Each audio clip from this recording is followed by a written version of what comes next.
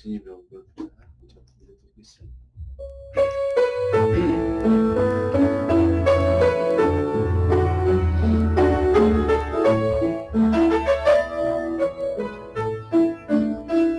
외로울 때 주님의 얼굴 보라, 평안의 주님 바라보라. 세상에서 지으라,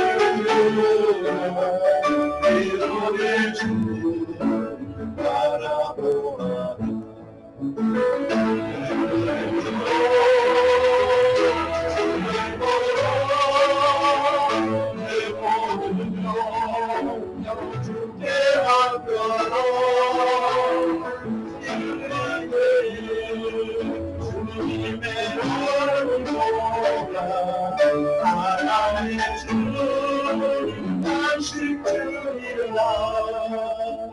힘이 없고 내 마음 원하네, 능력의 주님 바라보아라. 주의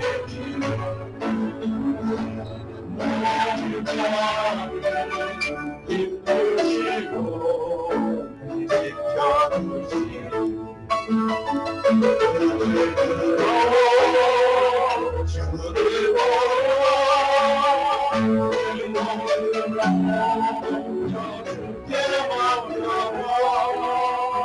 슬픈 때에 주님의 얼굴 보라. 사랑의 주 하신 주여,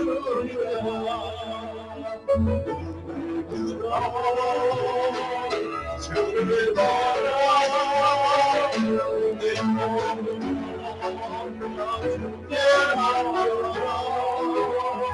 슬픈 때에 주의 얼굴 보라.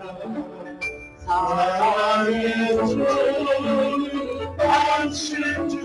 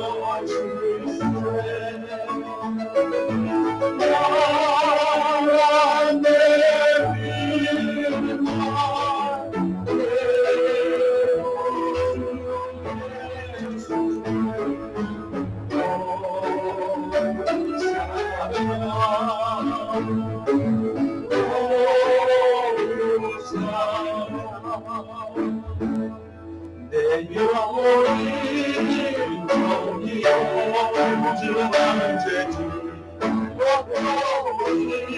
슬픔 많은 이 세상 마음으로 전부로 할렐루야 찬양하세 내 몸에 사랑하고 예수로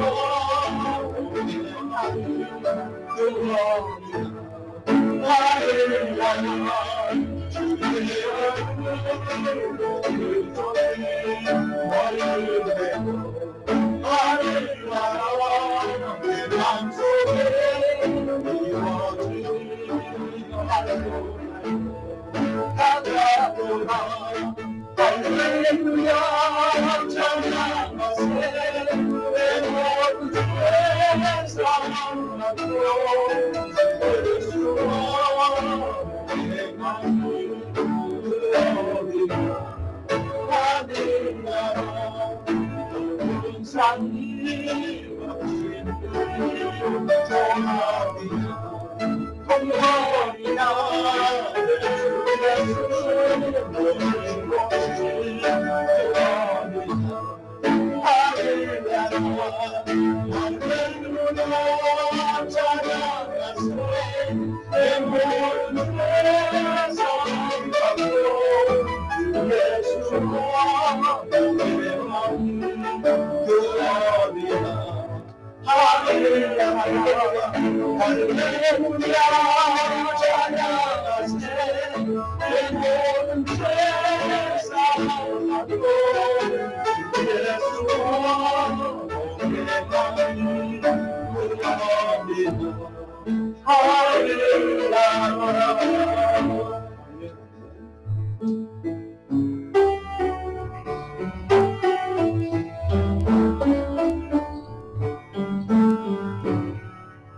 사랑은 언제나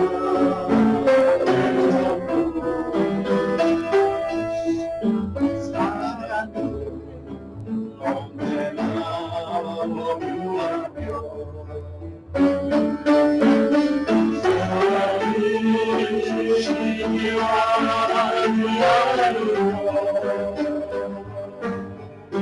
사랑도 교만도 아니하며 사랑은 노래이지 않고 사랑의 의미를 놓지 않고 사랑의 세계지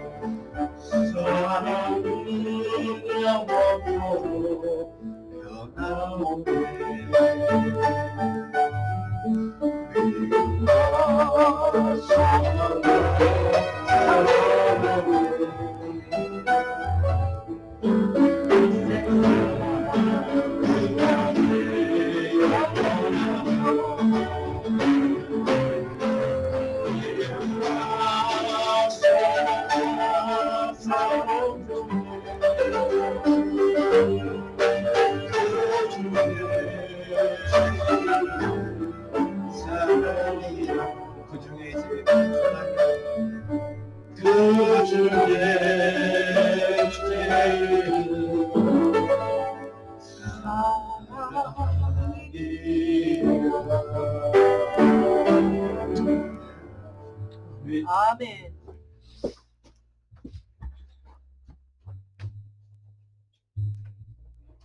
할렐루야. 생명의 주가 되신 아버지 하나님 감사합니다. 오늘 이렇게 거룩한 성일 주의 전에 모여 하나님의 백성들로 부름받은 주의 자녀들이 모여 여호와의 성호를 송축하며 예배할 수 있는 특권을 허락하여 주신 것 참으로 감사합니다. 주님, 저희들이 지난 한 주간도 말씀 가운데 온전히 살았는지 우리의 자신을 볼 때에 주님께서 원하시는 공의를 행하며 인자를 사랑하며 겸손히 내 하나님과 함께 행하는 것이 아니냐고 우리에게 아버지 하나님 당부하시고 구하신 주님의 음성을 들으며 저희들의 삶의 현장에서 살았는지 점검할 때에 주님, 온전하지 못했던 우리의 모습, 부끄럽고 연약한 저희들의 모습을 주여 이 시간 주님 앞에 내어놓습니다. 주님, 저희를 불쌍히 여기시고 긍휼히 여기시고 다시 한번 우리 구주 예수 그리스도의 그 보혈의 공로를 의지하며 나아가오니 아버지 하나님 저희들을 붙들어 주시옵소서. 아멘. 아버지 하나님 이 시간 주님 앞에 아버지 연약한 가운데도 저희들이 너무나 연약하기에 아버지 하나님 저희들은 주님이 필요하며 더욱더 주님 없이는 살 수 없는 존재인 것들을 고백합니다. 주님, 이러한 모습 가운데 주님 앞에 간구하옵기는 아버지 이 땅에 되어지는 모든 일들을 바라보며 아버지 세상은 참으로 빠르고 많은 것들이 변화하며 주님 없이도 살 것 같은 참으로 화려한 이 땅에 아버지와 변화되어지는 모든 일상을 바라보며 주님, 저희들이 다시 한번 주님의 말씀 앞에 겸손히 엎드리기를 간절히 간구합니다. 아버지와 많은 것들이 우리를 만족하게 하고 이 땅의 물질적인 일들로 또한 우리가 누려지는 이 땅에서의 모든 화려한 것들로 주님 없이 사는 것처럼 많은 사람들이 오고 가고 있습니다. 그럼에도 불구하고 아버지 하나님 우리의 믿음을 주님께서 더욱더 붙드시고 우리의 영안을 열어주시어서 아버지 하나님 참으로 이 땅에 헛되고 헛된 것들에 마음 빼앗기지 아니하며 우리의 중심이 오직 주님께 향할 수 있는 굳건한 믿음을 저희들에게 부어주시기를 간절히 간구하며 기도합니다. 아멘. 아버지 하나님 세상은 더욱더 전쟁의 소식이 높아가며 위태로운 여러 가지 일들로 가득한 이 땅인 것을 다시 한번 저희들이 아버지 하나님 지각 있게 하옵시고 분별하며 하나님 앞에 더욱더 뜨겁게 나아가기를 간절히 사모하며 기도합니다. 아버지 하나님 이 시간 아버지 이 나라의 민족 미국을 위하여 기도합니다. 우리가 몸담고 살고 있는 이 땅을 주님께서 다시 한번 붙드시고 다시 한번 인도하시고 다시 한번 여호와의 치리하심으로 붙잡아 주셔서 아버지 하나님 이 땅에 놓여있는 많은 아버지 하나님 불의한 것들 아버지 주님 외에 주님을 대적하는 그러한 세력과 그러한 아버지 하나님 문화와 삶의 모든 형식 가운데 우리 주님 다시 한번 이 땅을 고쳐주시고 주님 앞에 나아가는 이 나라 이 민족이 될 수 있도록 우리 주님 역사하여 주옵소서. 우리의 두고온 조국 가운데 주님 함께 하시고 참으로 아버지 하나님 한치 앞을 알 수 없는 그러한 위태로운 여러 가지 경제, 정치, 문화의 소식들이 들려집니다. 아버지 하나님 나라와 민족을 주님께서 다시 한번 붙드시고 교회들마다 주의 백성들마다 두 손 들고 하나님 앞에 회개하며 아버지 하나님 우리가 겸비하여 하나님 앞에 회개하고 나아갈 때에 하나님께서 고쳐주시고 위기 때마다 붙드시고 건져내신 우리의 조국 대한민국 가운데 하나님 주의 긍휼하심을 다시 한번 허락하여 주시옵소서. 오 주님 이 시간 주님 앞에 또한 간구하옵기는 주님께서 세우신 이 재단 생명샘교회와 아버지 하나님께서 부르시고 이 재단을 맡기신 윤철호 목사님을 위하여 기도합니다. 주의 종에게 하나님 힘을 주시고 능력을 주시고 권능을 허락하여 주시기를 간절히 기도합니다. 아버지 하나님께서 부르셨사오니 하나님께서 콜링하셨사오니 아버지 하나님 그에게 주의 말씀의 능력을 허락하여 주시옵시고 아버지 하나님 영혼들을 돌보며 살필 때에 주님께서 말씀하셨듯이 주님께서 당부하시고 주님께서 맡기셨듯이 내 양을 먹이라고 내 양을 치라고 하셨던 아버지 하나님 주의 말씀이 아버지 하나님 귀한 사자 목사님 가운데 아버지 하나님 중심이 되게 하셔서 양들을 먹이고 양들을 칠 때에 아버지 이 재단을 놓고 몸부림치며 홀로 아버지 하나님 외로이 고군분투하며 기도할 때마다 아버지 하나님 주님께서 그의 기도를 들어 응답하여 주시옵시고 아버지 하나님 그의 남은 모든 아버지 하나님 사역의 여정 가운데 하나님께서 임마누엘의 주님께서 함께하여 주시어서 주님 부르시고 주님께서 택하셨사오니 주의 권능의 발로 붙드시고 성령의 능력의 두루마기를 덧입혀 주시는 아버지 하나님 귀한 주의 사자 목사님으로 우리 주님 역사하여 주시옵소서. 오 주님, 주님께서 책임져 주옵시기를 간절히 간구합니다. 오늘 또 들려지는 말씀 가운데 성령의 충만한 기름 부심의 역사가 임하는 말씀이 되게 하여 주시옵소서. 말씀이 선포되어질 때에 그 말씀 가운데 임하시는 주님을 만나 배우는 귀한 예배가 될 수 있도록 우리 주님 함께하여 주옵소서. 또한 찬양으로 날마다 주님 앞에 영광 돌리며 섬기는 아버지 하나님 장로님과 반주자님 위에 하나님 함께하여 주시옵시고 그 어떤 화려한 예배보다 아버지여 마음을 다하고 겸손히 주님 앞에 여호와의 성을 찬양하는 귀한 장로님과 반주자님 위에 하나님 능력을 더하시고 주님께서 기뻐 받으시며 아버지 하나님께서 함께 하시는 놀라우신 찬양이 될 수 있도록 성령의 능력으로 충만케 하여 주시옵소서. 오 주님 아버지 감사합니다. 이 예배에 아버지여 음으로 양으로 이 모양 저 모양으로 섬기며 애쓰는 귀한 영혼들이 있습니다. 주님 붙들어 주시옵소서. 아버지 하나님 귀한 것들로 채워 주시옵소서. 하나님 함께하여 주옵소서. 생명샘 교회가 아버지 하나님 이름 그대로 갈급한 심령들이 갈 곳 없어 방황하는 영혼들이 아버지 하나님 구원을 얻지 못하여 사경을 헤매는 영혼들이 이 재단에 나와 생명의 샘으로 이 센터에서 생명의 샘을 마시고 아버지여 회복의 역사, 치유의 역사, 구원의 역사가 나타나는 이 재단으로 주님 함께하여 주옵소서. 오늘도 아버지 하나님 주님을 사모하며 예배의 자리에 나온 모든 예배자들 하나하나 한 심령마다 아버지 하나님 놀라우신 하나님의 그 은혜가 충만케 하여 주옵시고 하나님의 임재하심의 그 쉐키나의 영광이 나타나는 귀한 예배가 되게 하여 주시옵소서. 감사를 드리옵고 우리 주님만이 홀로 영광 받아 주옵소서.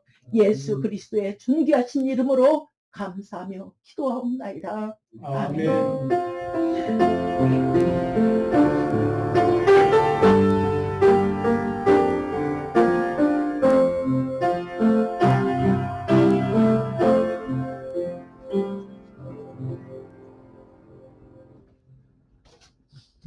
반갑습니다. 우리 지난 주가 우리 성령님 말씀 감사하고요.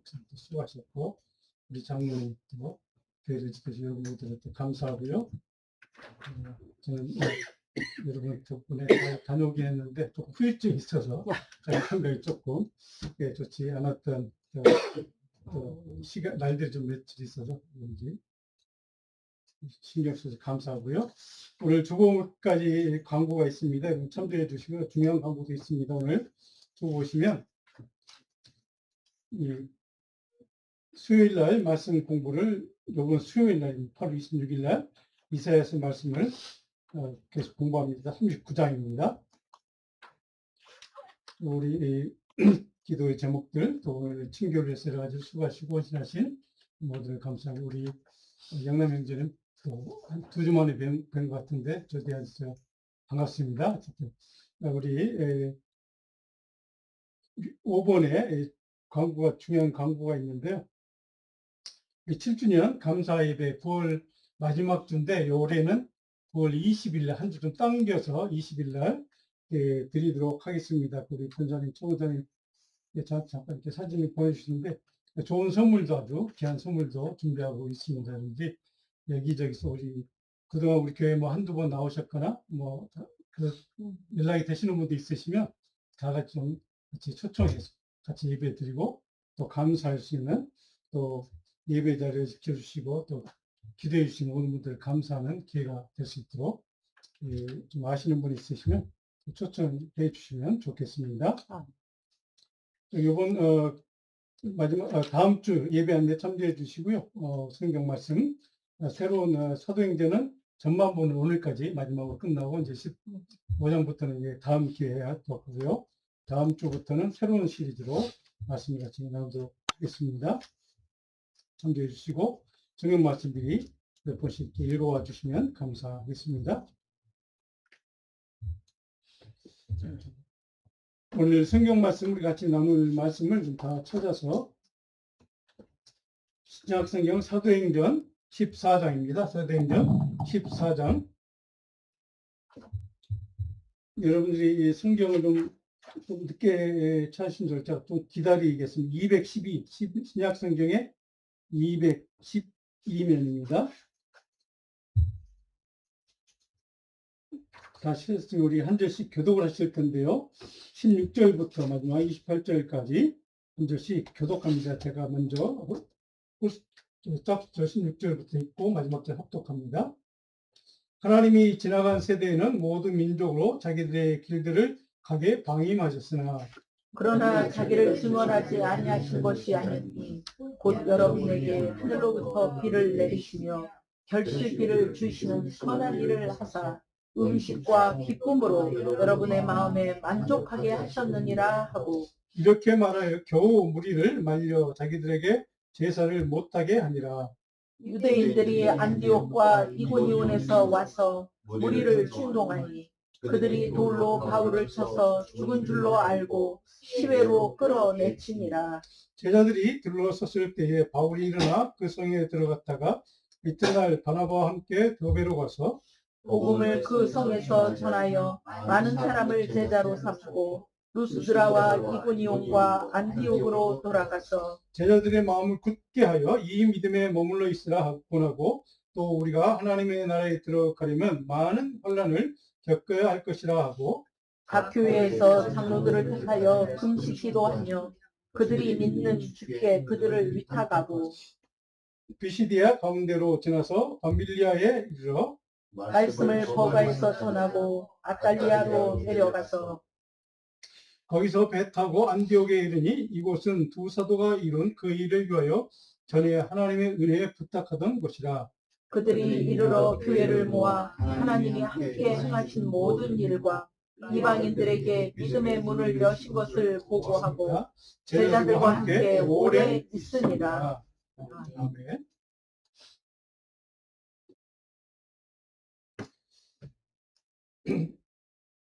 혹시 여러분이 아마 들어보신 적이 있을 텐데 옛날 고사성어 뭐가 성어라기보다는 옛날 중국의 이제 고대 철학자죠. 뭐 노장사상 그러니까 근데 장자가 쓴 글 내용 가운데 짤막한 이야기 가운데 빈배 이야기라는 제목의 이런 이야기가 있습니다. 빈배 허주라고 하죠.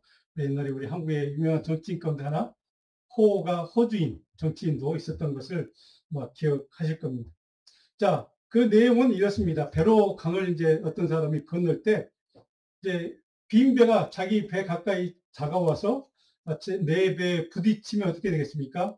당연히 화를 내게 정상이죠. 근데 딱 보니까 사공이 없습니다. 그냥 빈 배만 돌려 들어서 자기 배에게 부딪히다면 아무리 열받는 사람이라도 아마 화낼 수는 없습니다. 왜냐하면 화낼 대상이 없으니까. 근데 그 배 누가 타고 있다라고 가정하면 얼마나 화가 나겠습니까? 사람이 멀쩡히 타고 있는데 내 배에 부딪혀 왔다는 그 사실이 아마 저리 뭐 빨리 비키라고 했거나 뭐 고래고래 마음집에서 내 배를 좀 피해달라고 얘기를 했거나 뭐 화를 냈거나. 자, 근데 그분의 이 이야기의 핵심은 뭐냐면 세상 사람들이 자기를 비우고 산다면 그 누가 욕을 하겠는가 하는 겁니다.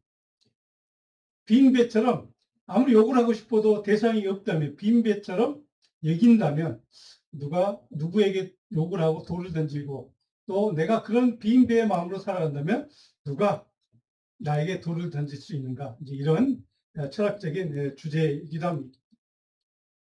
우리 삶에 자기 비움이란 그만큼 중요한 가치인 것을 오래전 장자도 이렇게 강조를 하고 있습니다.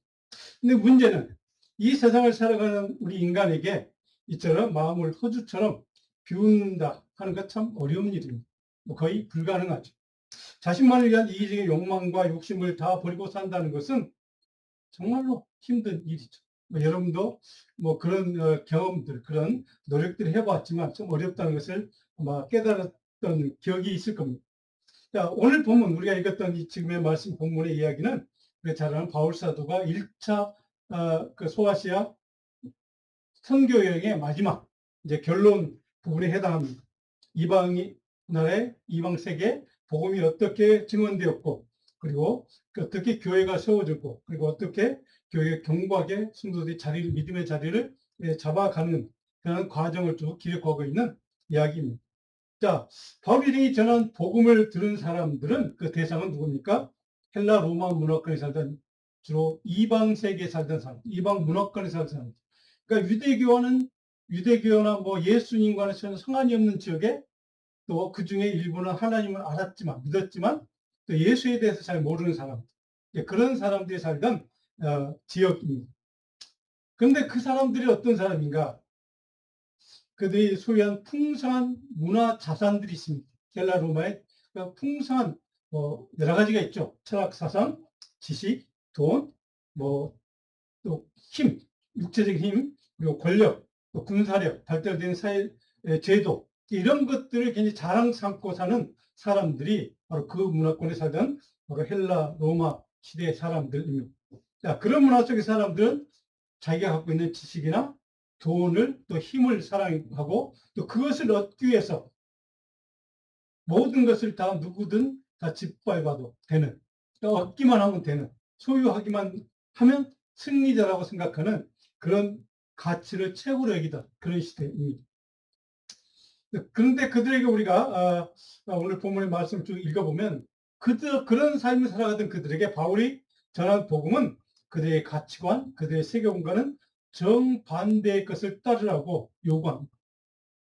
바울은 그들에게 그들의 삶의 목표나 가치관이었던 개인 중심의 철저히 이기적인 소유욕 아니면 탐욕을 철저히 포기하라고 요구를 합니다. 자기의 욕망을 비우고 성적인 지식이나 지혜를, 또 거짓 신들과 우상을 섬기는 그 모든 것들을 떠나라. 그건 진리가 아니다. 이렇게 요구를 하죠. 자, 그들의 가진 삶의 모든 기준을 다 포기하고 지금까지와는 전혀 다른 진리와 삶의 목표와 가치와 기준을 가르치는 그리스도의 말씀, 그리스도의 복음을 믿고 따라 살아라. 이렇게 요구하고 있는 바울의 메시지입니다. 자, 물론 우리가 경험을 통해 잘 알고 있지만 이 시대를 살아가는 크리스찬으로 살아가는 저와 여러분들에게도 세속적인 욕망과 이기적인 자기중심적인 가치를 다 포기하고, 그리고 주님이 원하시는 복음의 말씀에 따라 신실한 믿음으로 하나님의 백성으로 그리스도의 복음의 사람으로 산다는 것은 참으로 어렵고 힘든 일이죠. 보통 웬만한 그런 영적인 싸움이 없고서는 불가능한 일이기도 합니다.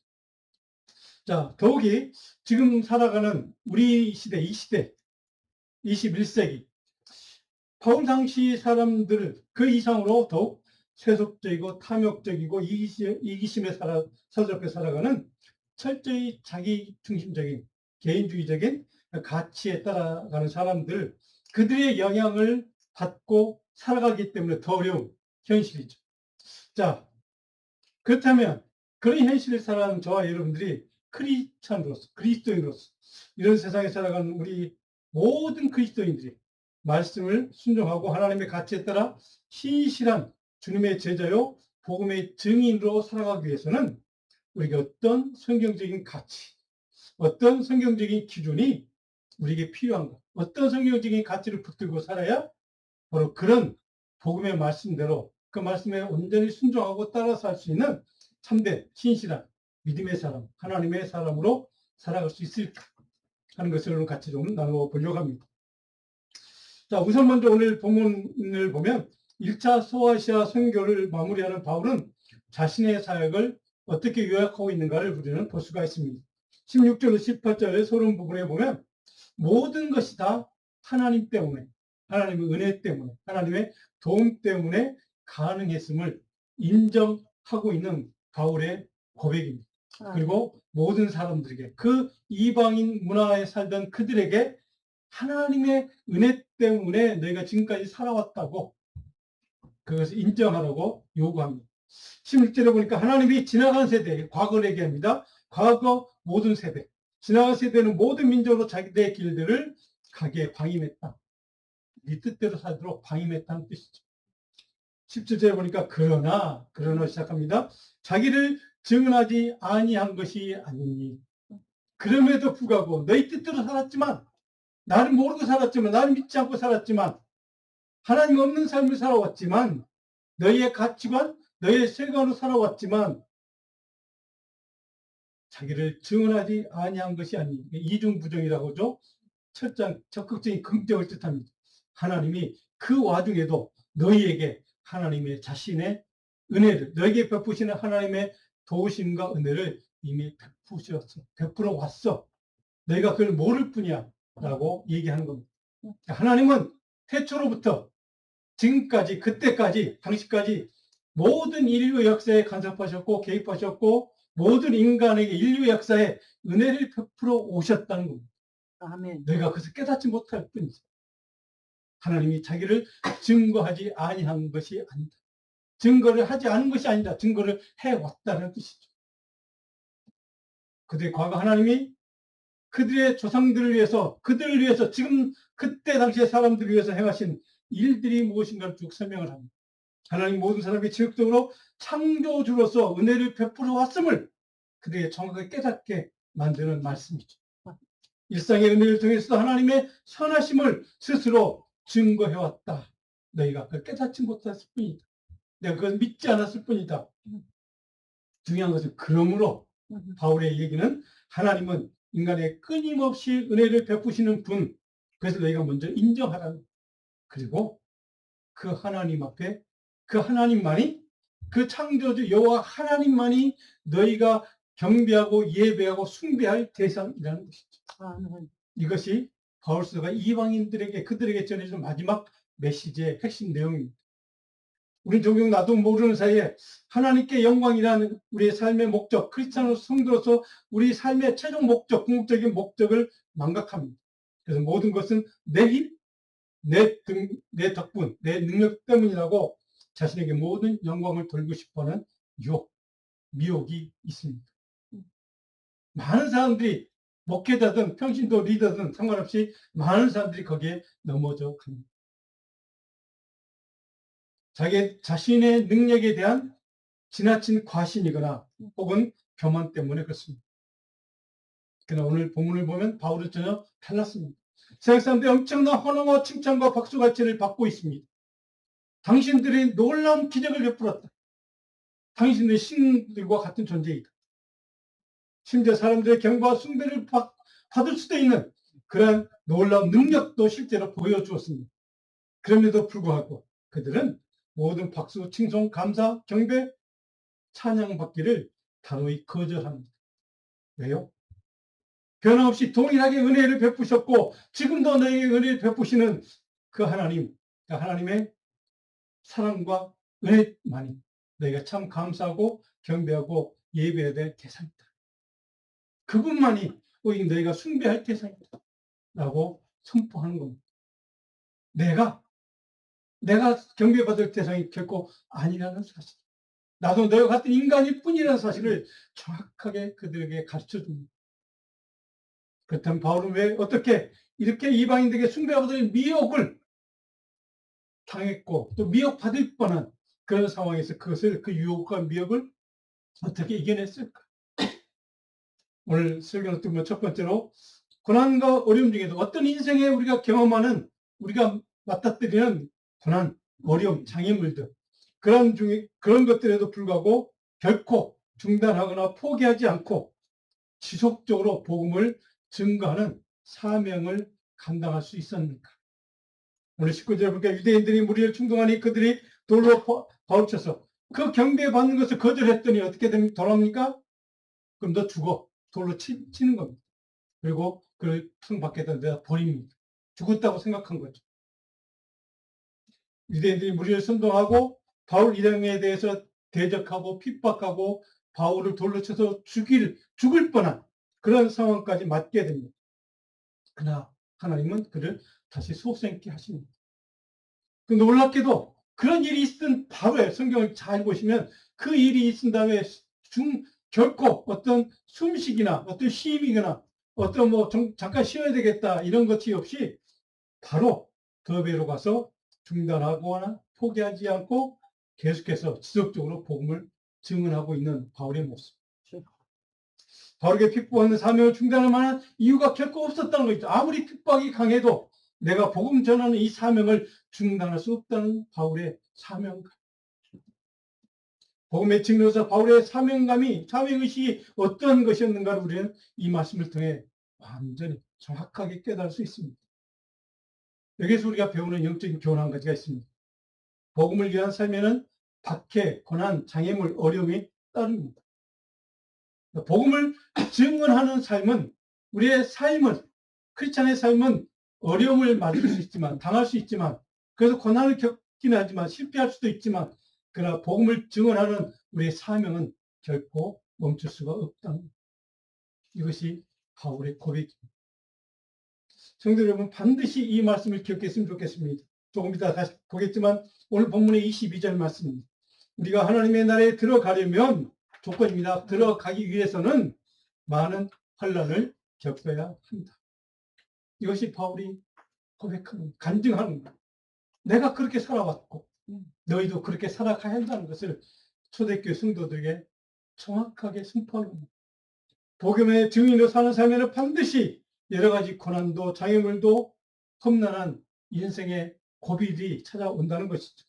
그러나 중요한 것은 고난이 있느냐 없느냐가 문제가 아니라 고난 속에서도 그가 받은 사명을 지속적으로 감당할 수 있느냐 없느냐가 중요하다는 것이죠.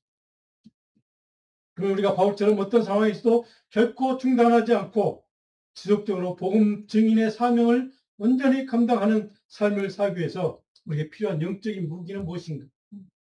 오늘 본문 두 번째 설교를 때 보면 그 어떤 고난이나 장애물에도 불구하고 그것을 이기는 영적인 힘은 신실하신 그리스도, 변함없으신 주님, 그분에 대한 믿음 안에 서서 살아가는 겁니다. 그분에 대한 믿음으로 살아가는 겁니다. 이것이 모든 고난과 장애물을 이겨내는 능력, 힘이라는 것이죠.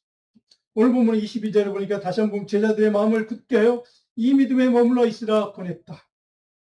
너희가 가는 그 길은, 크리스찬으로 가는 그 길은 반드시 많은 환난과 고난과 장애물과 어려움을 만나게 된다. 근데 그것을 이겨내기 위해서 바울이 이렇게 고민하죠. 마음을 굳게 하라. 그리고 믿음에 머물러 있으라. 자, 마음을 굳게 하라. 이 말의 헬러 원어에는 신실한 주님이 행하신 도우심의 은혜, 구원의 은혜에 대한 확신하라는, 그것을 신뢰하라는 것이죠. 이미 우리에게 보여주셨던 하나님의 도우심과 은혜와 긍휼을 그것을 믿고 신뢰하고 의지하고 살아가라는 것이죠. 다른 말로 하면 어떤 혼란이나 핍박이나 고난 그 어떤 환경이나 조건에 상관없이 결코 중단 없이 포기하지 말고 신실하신 주님의 은혜를 의지하는 믿음으로 살라는 것이죠. 결코 흔들리지 말고 믿음을 지키면서 살아가도록 제자들이 이렇게 고민합니다. 또 한 가지 고민이 있습니다. 뭡니까? 믿음에 머물러 있으라. 오늘 제가 말씀의 제목으로 삼았던 이 말씀, 믿음에 머물러 있으라. 이 말의 헬라의 원어의 의미는 어떤 환경 조건에서도 주님이 다시 오실 그날까지 신실하게 하나님의 은혜로 지키고 보호해 줄 것을 믿으라는 겁니다. 그 믿음으로 모든 현실의 고난과 핍박과 고통도 참고 인내하고 끝까지 그 주님에 대한 믿음 안에, 믿음 위에 서서 살아가라는 겁니다. 이것이 그 어떤 삶의, 어떤 복음의 삶의, 복음의 증인으로 살아가는 삶에 만나는 어려움과 고난과 장애물을 이겨낼 수 있는 영적인 힘이라는 것이죠. 하나님 나라의 그 제자로 살아가기 위해서는 반드시 어려운 환난과 시험과 사탄의 유혹과 미혹을 통과해야 합니다. 그 모든 것들은 믿음으로 굳건하게 견디고 이겨내는 것. 이것이 너희가 앞으로 해야 될 책임이다. 사명이다.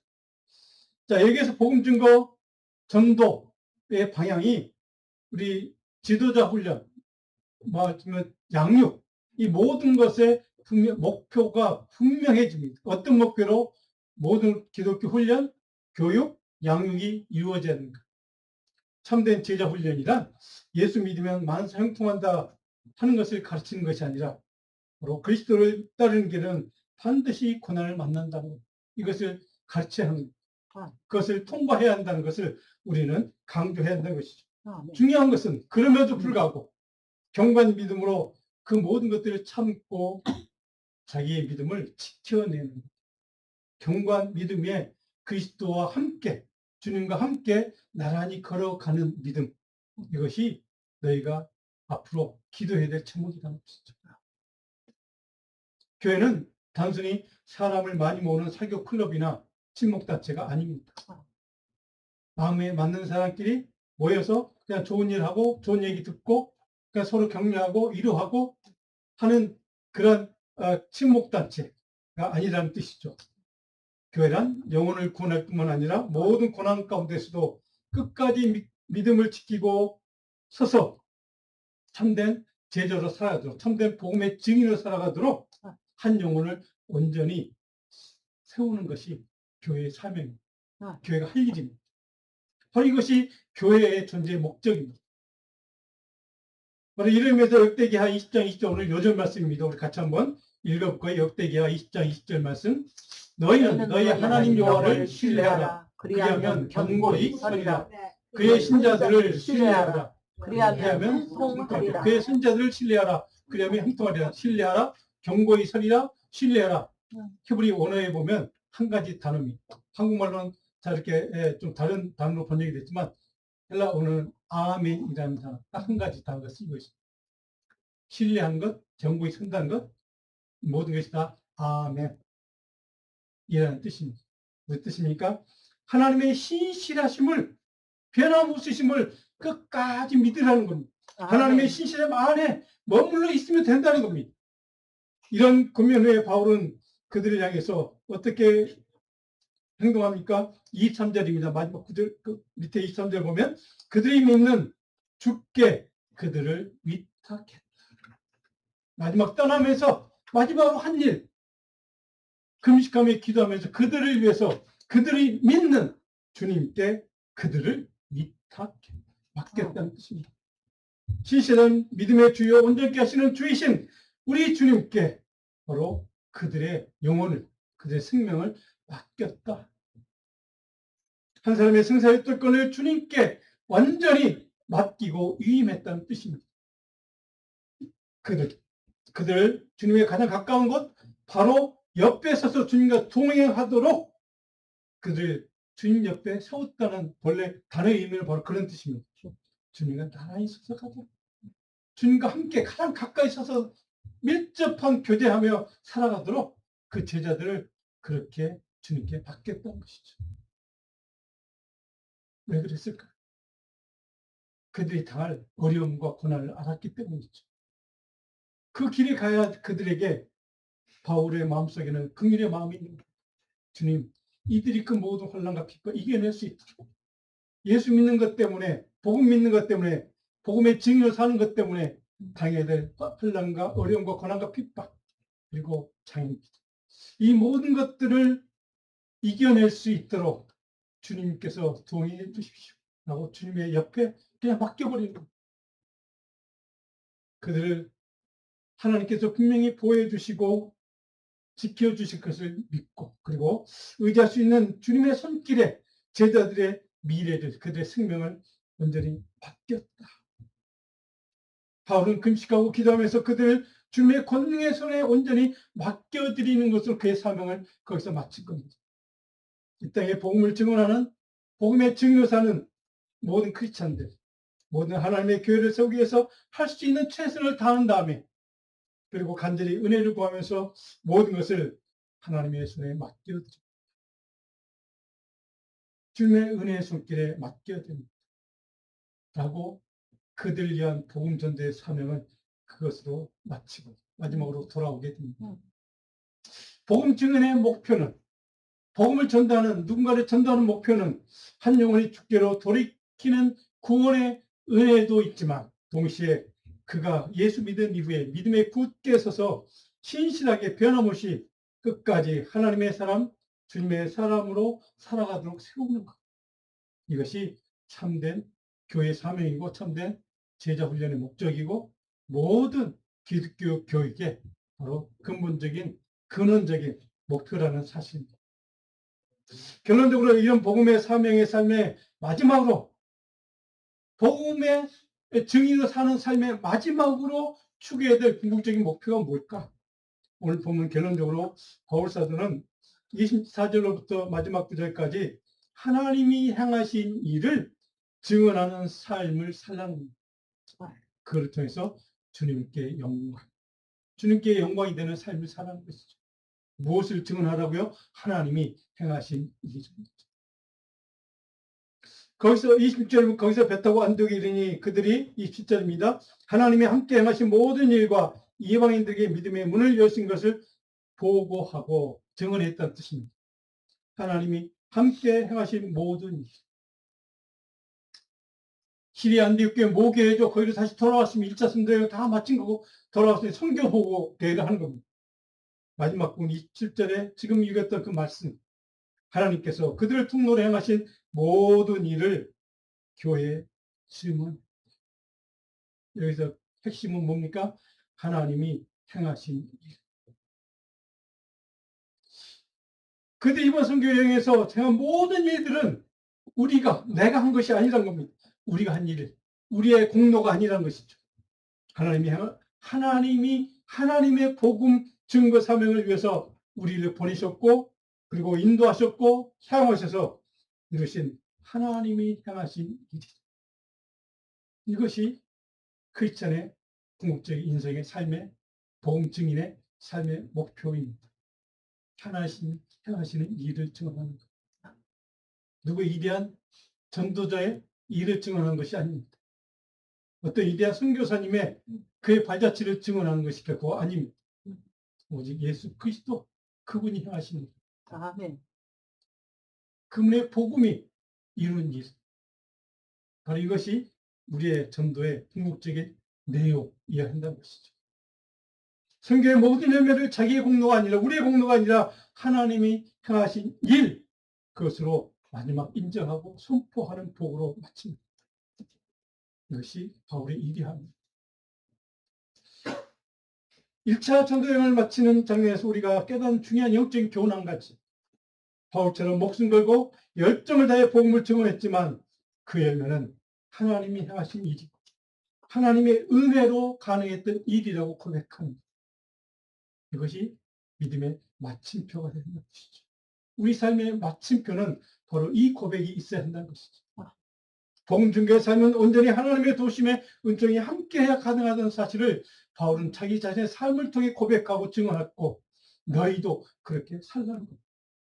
이것이 모든 크리스찬들이 가야 될 믿음의 길이고 마지막 우리 삶의 마지막 종착지여야 한다는 뜻이죠. 그러면 모든 열매는 오직 주님의 은혜로 얻을 수 있었다는 이 고백이 우리의 마지막 고백이 되었다는 뜻입니다.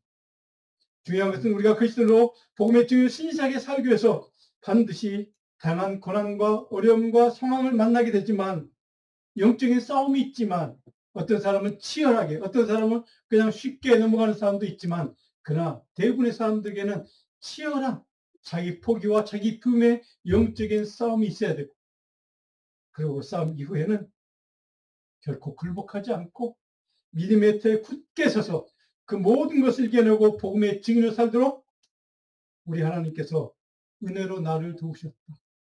하나님이 나를 통해서 행하신 일이다. 라고 하는 이 고백과 증언이 우리에게 있어야 한다는 뜻이기도 합니다.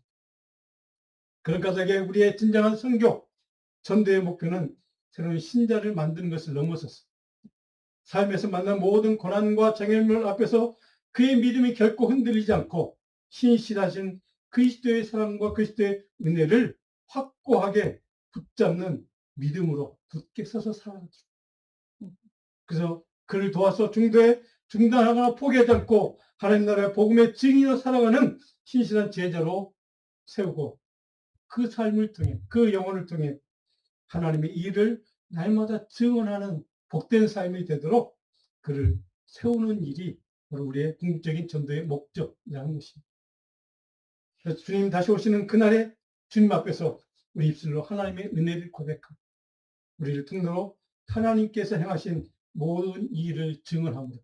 모든 열매의 영광은 오직 주님께 돌릴 수 있는 그런 복된 참된 제자로 사는 것이 우리의 삶의 마지막 목표가 되기를 간절히 축원합니다. 아멘. 여러분의 모든 삶이 항상 우리를 향한 주님의 말씀이 온전히 내가 그 말씀에 순종하는 믿음 안에 머물러 살았다. 주님의 말씀에, 주님의 그 명령에, 주님의 그 권면의 말씀에 내가 항상 머물러서 변함없이 끝까지 그 믿음 위에 터에 서서 내 인생을 살아왔다. 이렇게 고백할 수 있는 저와 여러분들에게 간절히 축복합니다. 아멘. 기도하겠습니다. 주님, 우리의 삶의 자리는 날마다 미혹이 있고 유혹이 있고 하나님 말씀의 자리에 서지 못하도록 흔들리는 그런 일들이 얼마나 많은지요. 그런 순간을 만날 때 복음의 증인으로 살아가기 위해서 몸부림치고 애쓰고 영적으로 싸워보지만 그 모든 세속적인 미혹과 유혹을 이겨내는 것이 참 어렵습니다. 하나님, 바라옵기는 우리 사는 주의 백성들 또 우리 자녀들이 이 땅을 살아가는 순간 모든 것이 하나님의 은혜였음을 고백하고 내 삶을 통해 이루신 모든 하나님의 능력의 역사가 하나님이 행하신 일이 주님의 영광이 되도록 하나님 앞에 늘 믿음으로 고백하며 변함없이 끝까지 이 믿음 위에 굳게 서서 살아갈 수 있는 복된 신실한 복음의 증인이 될 수 있도록 축복해 주옵소서. 아멘. 감사하고 예수 이름 기도합니다. 아멘. 다 같이 일어나서 병하시면서 마지막 찬양 올려드립니다. 하나님의 사랑을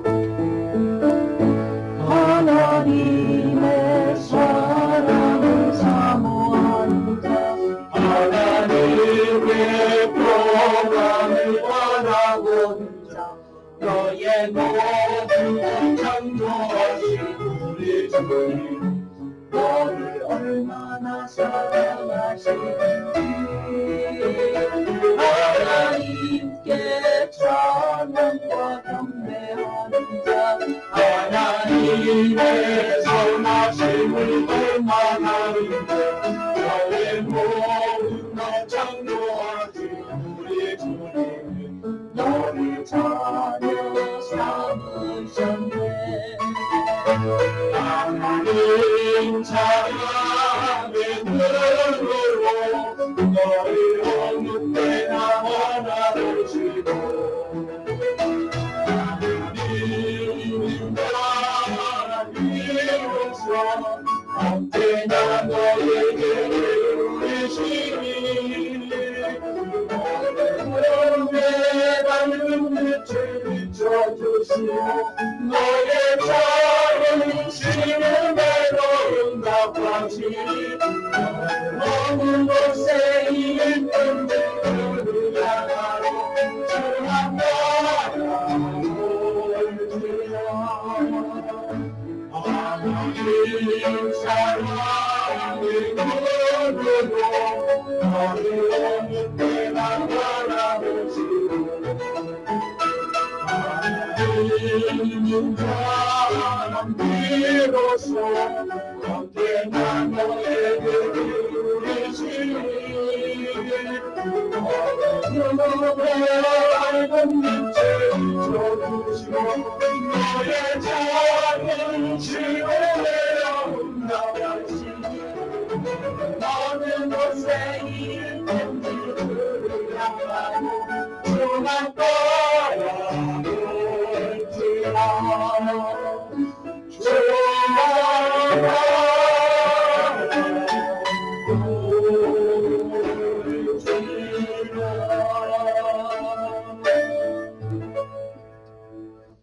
참으로 좋으신 아버지 하나님, 어느 곳에 있든지 어느 형편에 처하든지 상관없이 변함없이 끝까지 오직 믿음의 터 위에 살아가는 신실한 믿음의 종들로 세워 주시옵소서. 아멘.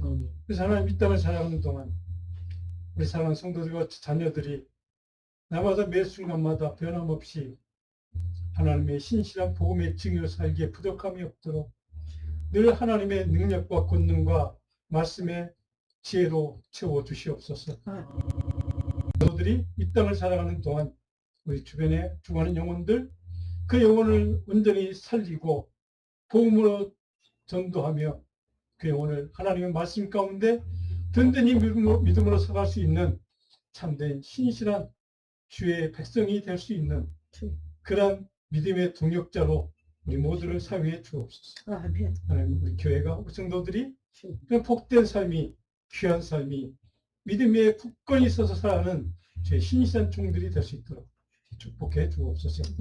우리가 허락하신 물질의 일부를 주님 앞에 구부려 올려드립니다. 하나님, 귀한 손길들 저는 예물 또 저들의 마음과 정성과 뜻 위에 하나님 축복해 주시고 날마다 풍성한 하나님의 은혜와 물질의 복으로 채워 주시옵소서. 모든 성도들마다 감사가 날마다 흘러넘치게 하시고 늘 하나님 앞에 믿음으로 찬양하며 고백하는 복된 신실한 종들 될 수 있도록 은혜 부어 주옵소서. 이제는 우리 주 예수 그리스도의 권위 은총과 아버지 하나님의 극진하신 사랑하심과 성령님의 감화 가운데 이제 충만하심이 오늘도 하나님 앞에 이 믿음 위에 굳건히 서서 하나님의 신실한 복음의 증인으로 살아가도록 믿음의 능력 달라고 길동으로 돌아가는 우리 모든 성도들 머리머리 위에 저들의 가정과 일터와 자녀들이 위해 이 교회 위에 영원히 함께 하시려 간절히 축원하옵나이다. 아멘.